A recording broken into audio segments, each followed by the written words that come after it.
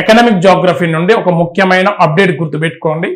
ప్రపంచ పొగాకు ఉత్పత్తిలో భారతదేశం వాటా తీసుకున్నట్టయితే 2024లో భారతదేశం 8.76 మిలియన్ టన్స్ పొగాకు ఉత్పత్తి చేసింది. కాకపోతే 2023లో ఇది 9.8 మిలియన్ టన్స్ గా ఉండేది. 2024లో స్వల్పంగా పొగాకు ఉత్పత్తి తగ్గింది. ప్రపంచ పొగాకు ఉత్పత్తిలో అత్యధికంగా ఉత్పత్తి చేస్తున్న దేశాలు టాప్ ప్రొడ్యూసింగ్ టొబాకో కంట్రీస్ తీసుకున్నప్పుడు ఫస్ట్ ప్లేస్ లో China, second India, third Brazil, fourth Zimbabwe. ఇవి టాప్ 4 టొబాకో ప్రొడ్యూసింగ్ కంట్రీస్ అని అంటాము.